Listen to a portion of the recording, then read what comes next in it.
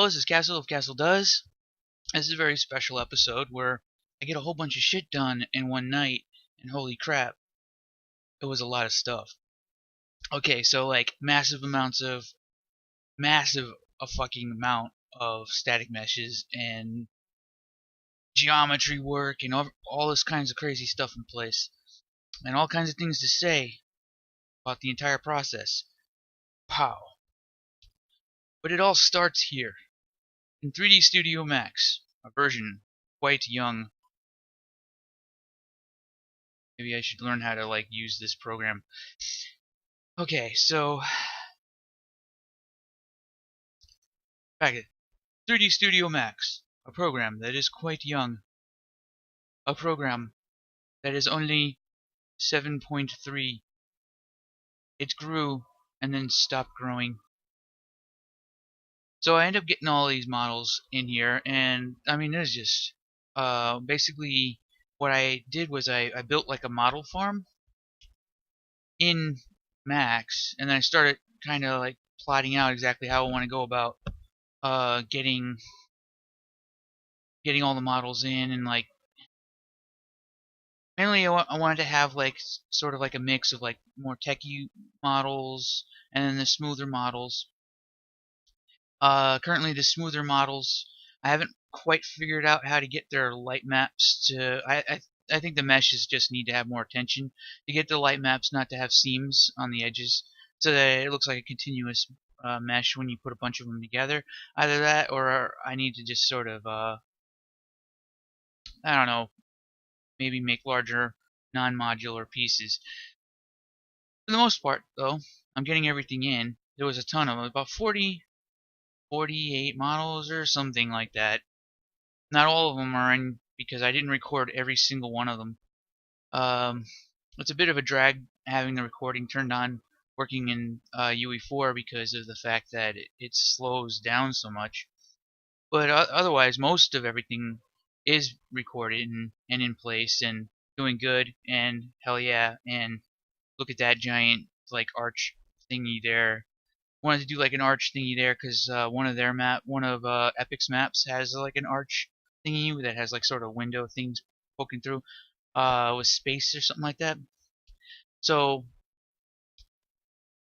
kind of inspired by that. So I end up spending a lot of time.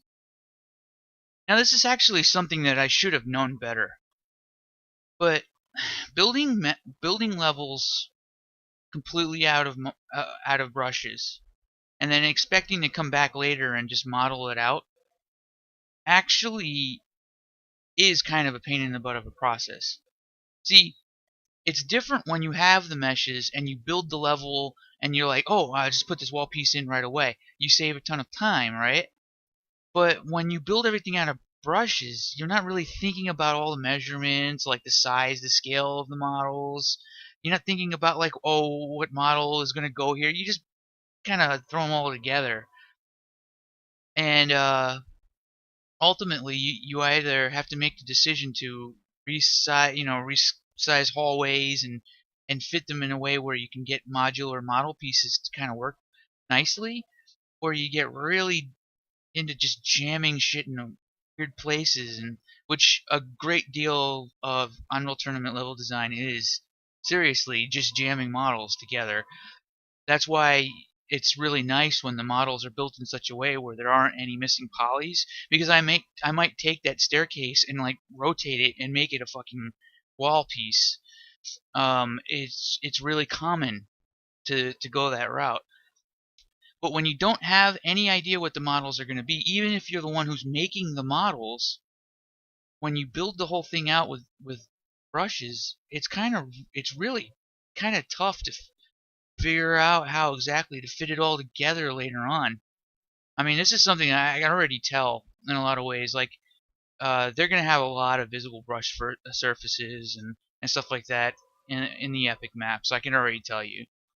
Unless they literally go in and like remodel entire chunks of those maps, um, there's no way all of those brush surfaces are going to be polygons instead, which I guess it probably won't really matter because these days we have tessellation and stuff like that The X11 can make a brush surface look just as good as any model surface, probably even better sometimes. I mean, well, not better. I mean, it'll end up being the same, but equivalent.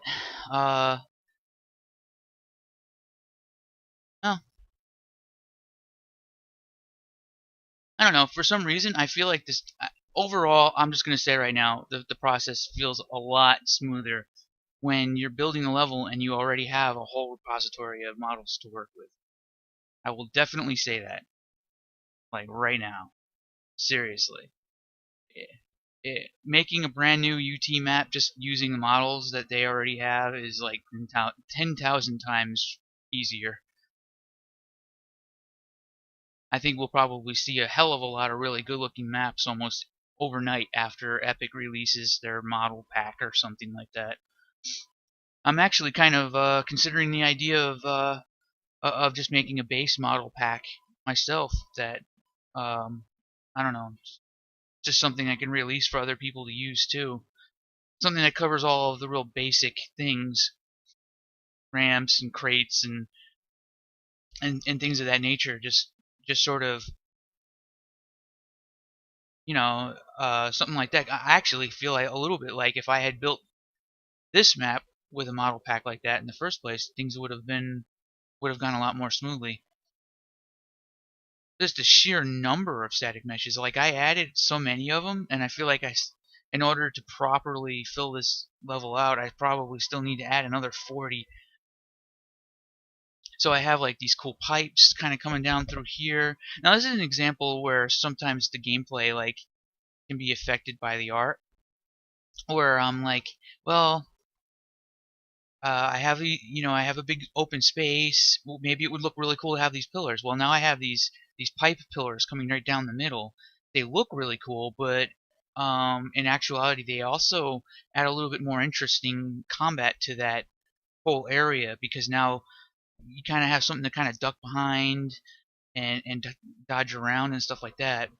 So what we got here is a meshing out and craziness. Actually, let me pause it, like looking at it.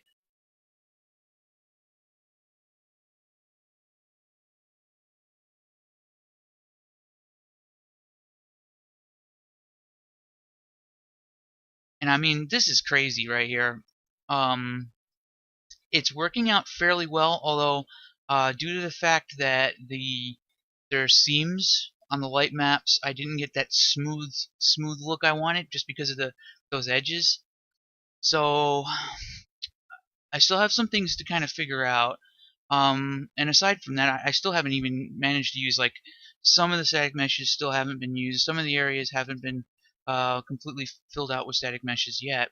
But the level, this is a pretty good indication of what I want the level to look like at this point. Like, um, and even though it might look like it's pretty far along, it's still a block mesh because none of the models are actually arted. They're really just very simple geometric shapes. Nothing crazy about them at all. Um, I just uploaded this and submitted it to the White Box Challenge. So now it's possible to download and play the level and everything like that. My next goal, well, I'm going to continue working on this and getting feedback. Now there was some feedback that I ended up getting for this level. One of the bits of feedback was to add like little things where you can roll underneath in the central area. My only problem with that is that when you open that space up a little bit and any of the spots that are really good for adding a rolling spot, you can see the other player's feet through that same hole. And I'm trying to decide whether or not I want that, if that's going to be okay to allow one player to actually shoot someone in the feet through a hole in the ground where they can normally just roll through, so it's like a shortcut or something along those lines. I'm gonna have to find something like some kind of a happy medium or maybe a better place to add that. Anyway, thank you for watching, and there is definitely more to come. This level is not finished. and expect a lot of changes in the future. And also, I may actually really go through with making a base model pack for others, for everybody to use, something that just makes it easy to build levels without having to deal so much with the brushes, and making sure that it's easier to art the levels out at a later point in time with models. Anyway, thank you for watching.